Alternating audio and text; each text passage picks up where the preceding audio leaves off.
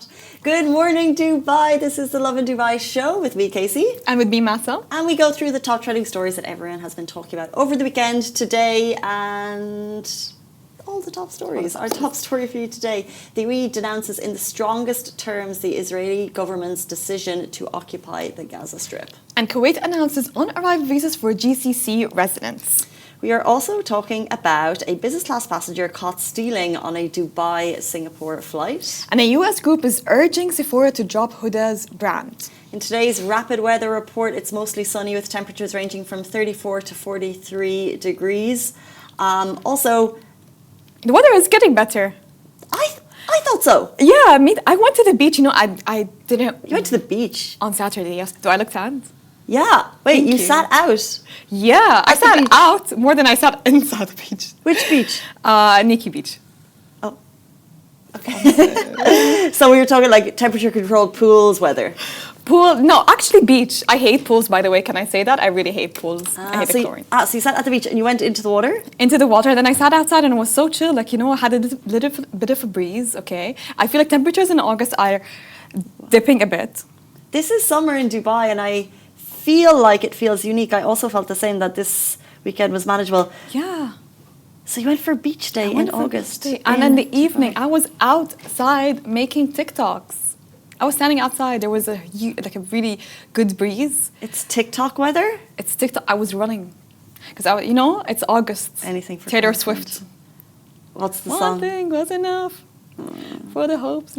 It's the August. Her song August? So everyone is doing this August trend. Like, you have to make this song for the people who are hoping for a good summer or something like that. Oh, well. Lame, No, it's TikTok. I like TikTok. I like that people dance videos. It's such a good, clean fun. Yeah, it was fun, You know? But it did get hot later on, so I had to go back indoors. Yeah, you have to admit that. Like, it's sticky, but if you're here, you can embrace it. It doesn't feel as overbearing, as overwhelming. No. Better than July. And for that, we thank our lucky stars. Guys, thank you so much, as always, for tuning in. It's Monday morning, and we're going to bring you the top stories of the UAE and beyond.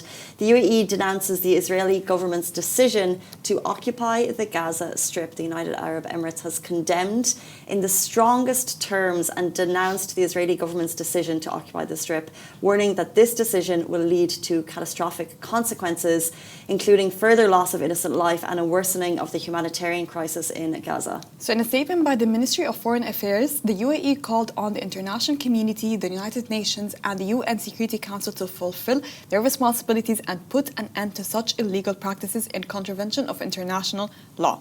The ministry reaffirmed that upholding the rights of the Palestinian people is no longer a matter of political discretion but a moral, humanitarian and a legal imperative. The ministry reaffirmed the UAE's historic and steadfast position in safeguarding the rights of Palestinians and underscored the importance of finding a serious political horizon to resolve the conflict and establish an independent Palestinian state, emphasizing the UAE's belief that regional stability can only be attained through a two-state solution. Now, what you're seeing beside us is an aid drop by the Birds of Goodness team. It's the 68th airdrop of aid, which in total the UAE has delivered 540 tons of food aids to Gaza. It's not enough. It's the tip of the iceberg in terms of the aid that's needed. People are questioning the approach of getting the aid in when people are in serious dire need of it, and it's an impossible task. It's an impossible task, and the more that we see stories, it's just getting worse and worse. Even if you look at the numbers, I think it's really important just for people to understand and to grasp the intensity of the situation. There are around 39% of people are going entire days without eating, and this is based on a UNICEF article and information. It's based on that article, and over 500,000 people, so that's nearly the quarter of Gaza's population, are enduring famine-like conditions. So what we're seeing in videos and photos is not just one area. Some people are thinking that one area is enduring this and the other area is a bit better or safer. No, this is almost quarter of Gaza, almost everyone is enduring this type of famine. And it's really important to try to emphasize on, first of all, opening the Rafah border. And we thank the UAE for helping with the aid and dropping the aid. But most importantly is to open the Rafah border. This is the best way to get in aid, and this is the best way to get the biggest amount of aid in, because the situation has reached its limit. It's only getting worse. Deaths are increasing because of famine. Starvation is happening. Kids are dying. Malnutrition is happening. I think this is the worst type of war that ever happened, the worst type of genocide that ever happened in history. We pray for their safety. We pray for everything. But I think the best thing we have to do is to urge for Rafah border to open. So true. And for those aids to come in, for those food, for those supplies to come in. That's the best that I can do. Yeah. Well said and well put. I just feel like it's inhumane, and the situation seems to be worsening rather than improving. And the headlines continue to just, when you see something, the UAE's had to respond in such a strong way. To the plans that Israel has. It's so scary, and we just pray for the people. What is really sad is that those people that are enduring the starvation, they were once professors, they were once lecturers, they were once fully educated and well-educated people, well-off people. They had their status, they had their money, they had their everything. But to be put in a situation, and for us to be lucky that we're in a different location and not in their location, we could have been in their place. But we pray for their safety, we pray for their aid, pray for everything. Well said. Let's bring things onto the travel front. We're talking about a new rule for visas for GCC residents. GCC residents. So big travel news for GCC residents. Kuwait has just rolled out a game-changing update for travel. So First Deputy Prime Minister and Ministry of Interior Sheikh Fahad Al Yusuf Al Sabah announced that eligible foreign residents living in the GCC countries can now get a tourist visa on arrival at all Kuwait's ports of entry. Here's the catch, but it's an easy one. You must have a valid GCC residence permit that is valid for at least 6 months. This move is set to boost tourism and make quick getaways to Kuwait smoother than ever for expats across the region. So whether you're planning a weekend food tour, for example, or a seaside escape, the visa queue has just got a whole lot shorter. I've always wanted to visit Kuwait. I've been. You've been? Yes. How is it? Is the weather better there in Kuwait? Okay, I went for one day. Okay. And I arrived late in the evening. It was for a work gig. Oh. Charlotte Tilbury was opening. I love you, Charlotte Tilbury, by the way. Can I just say that? I love you so much. I love your blush. Send me more. She's always watching the show, so she's definitely going to do it. But she was doing unveiling of her new store, which feels like a boudoir, in the Avenues, which is the massive shopping mall that Kuwait is famous for. Have you heard of the Avenues? No, I haven't, but I heard of the shopping in Kuwait that I have always wanted to shop. I love their stores, and I see them all online. But continue, is it so big? So I wish I'd known this before I went, because you've said so much about like the abayas and things are so unique, but the Avenues is, it feels like you're on a Parisian street, a European street, but it's covered. But it feels like walkway. No, it could be like an LA, kind of vibe. You know, I know what you the boulevard shopping. Yeah. And I didn't see the end of it because I guess I started this side. I walked probably like 800 meters to get to Charlotte Tilbury and back. I never got to the end of it, but it's phenomenal shopping. By the way, I'm obsessed. I'm obsessed with Kuwait stores. I follow a lot of brands, and I wish I could know more. How did you get into Kuwait fashion? I just saw it on TikTok and Instagram one day, and I was so amused by how it's so unique. You don't find it anywhere. Like, it's so different from your typical fast fashion wardrobe. I love it. It's super classy, super unique, and for the girls that are not hijabis but they want to stay modest, there are a lot of really nice options. So interesting. Very nice options. So you can have that, like really cute slim fitted dress, but with a cardigan with it, like a matching cardigan. They have all that style. The abayas game. Oh God. You can never find something here in Kuwait. I wish I had known before I went. So nice. I'm getting all of my party dresses from Kuwait. Very nice. Now you can do your quick day trip in and out, because I could try it on spot. GCC, like flights in and around here, relatively affordable. Yeah, it is. It's very close. Let's jump into our next trip. If you are doing a day trip, Masa, I implore you to mind your things on flights because of the next story. So a business class passenger was caught stealing on a Dubai-Singapore flight. So a 25-year-old business class passenger is facing a court in Singapore after an alleged in-flight theft on Dubai to Singapore flight. With the victim slapped, his wife spotted the man reaching into the overhead compartment and allegedly taking her husband's bag. She confronted him, prompting him to return it immediately. Oh my gosh, she confronted him. Well done her. I don't know if I would have the guts to do that. So when they arrived at Changi Airport, authorities questioned the suspect, who couldn't give a reason as to why he was doing that. He probably had the time to think of one, but he wasn't able to provide that reason. So he was arrested before he could board a connecting flight. It remains unclear which airline was involved. Only certain characters fly this route, so we could guess, but it's actually not been said. Mm-hmm.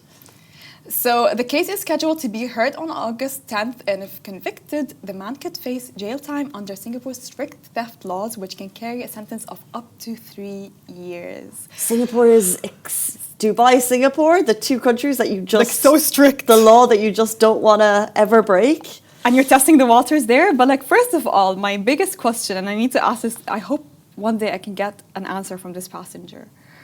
You're flying business class and you're stealing? You know, though, I thought about that, but sometimes people get kicks. Or sometimes, you know, maybe they do it like strategically to fly business class to steal, maybe. Exactly. But it makes you think about when you're traveling, are you careful with how you store your luggage? Are you know, what you think about the value of the items that you're putting in your big suitcase?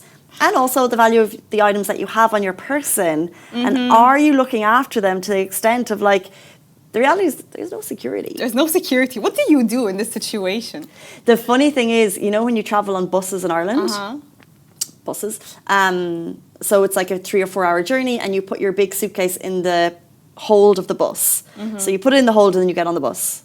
Yeah, okay. And so I've always been, since I was a teenager, I would take these buses quite regularly, and I'd always look, because I always thought it was mad that you're putting your big suitcase in there, and then you're getting on the bus, you're sitting elsewhere and you're not watching. But the reality is that hold opens and closes at every stop. Someone could easily drag a bag out. Because you're not in the airport. You know, in the airport you don't take your luggage because because all cameras. There's nothing stopping someone at any of these stops going to take it. But their morality.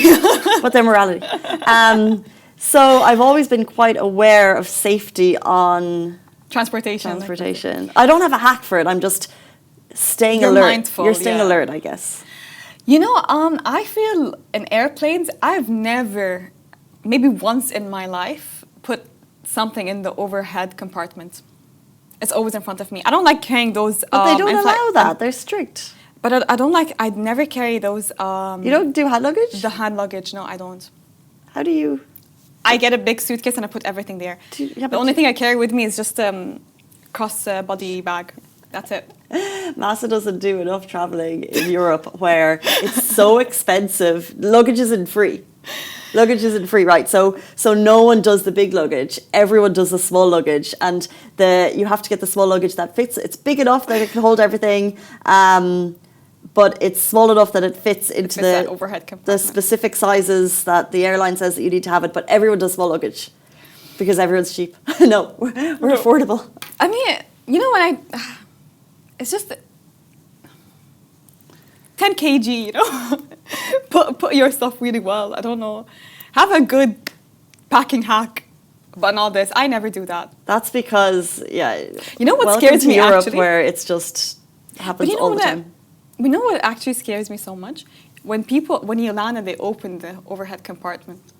I don't know why my brain always thinks that this luggage is going to fall on me. Oh no! But it's got quite a deep little. But when it opens, it's got a deep. Yeah. I don't know how. Tummy. I don't know why I have this fear. Yeah, weird. Like as soon as someone opens it, it could happen. It always scares me. You know, protect the face at all costs. I'm now more concerned about people protect the face at all costs. The money maker. Let's jump into our next story. A US group is urging Sephora to drop Huda's brand. Huda Kattan shared a now deleted video talking about a conspiracy that says Israel is behind global conflicts like World War I, World War II, September 11th and October 7th.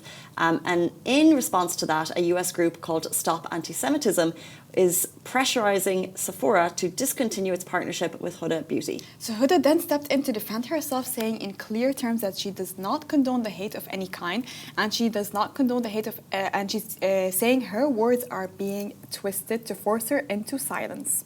Sephora responded saying they will investigate the matter. They've released a statement, and they also commented on one video saying it's all about balance. So the hashtag We Love Huda Beauty is trending, with so many people commenting they will purchase Huda Beauty even more now. So she's been so strong with her support in Palestine.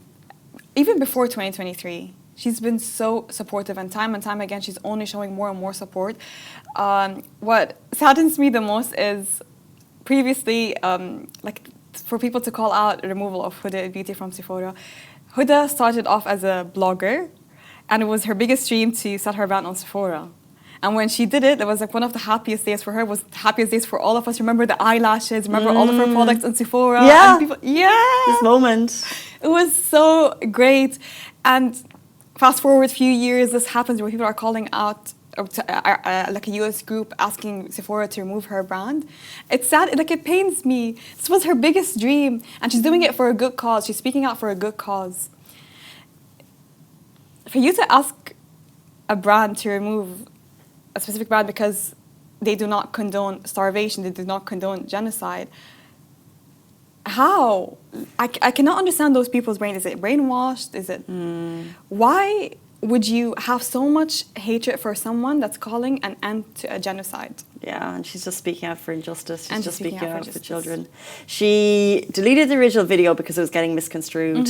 But the story has progressed, and there's a lot of comments. And what's amazing is a lot of the comments are basically saying, we love Huda. We love Huda, yeah. This is, it feels like our brand. You know when you see it in Sephora? Yeah. And you're like, that's one of our, you know? And regardless, I feel like we will we will support Huda regardless, and even more so. Actually, when I saw this video and I thought, if her business was being harmed in any way, I will support her even more. I would intentionally go and purchase Huda products. That's what I do, by the way. And even in Sephora, I'll be like, Sephora, we love her, we love her.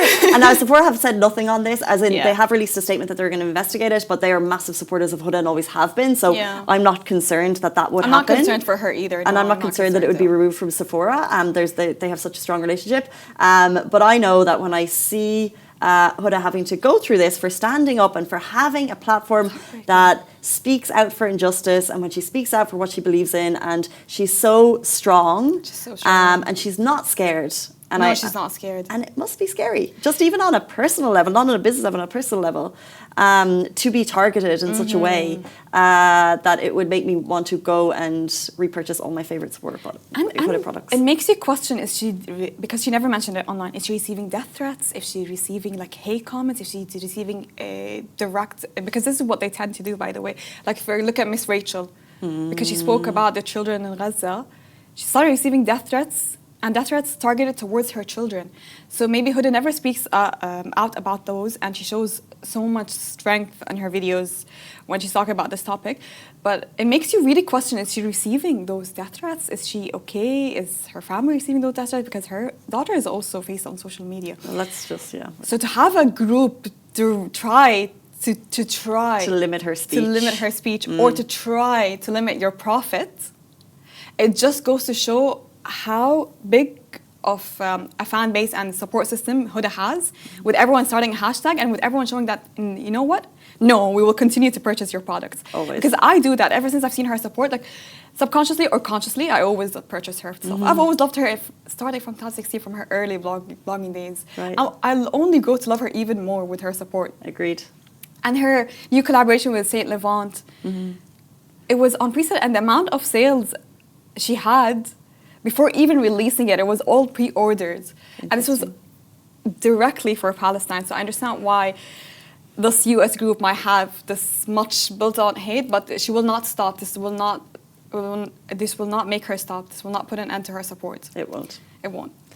Anyway, she removed the video. If you'd like to see her response to what's going on, it is on our feed, along with all of the other great stories that dropped over the weekend. That brings us to the end of the Lovin Dubai show. Thank you, Masa. Thank you, Casey. And we'll see you back here tomorrow morning, same time, same place. Bye-bye. Bye-bye.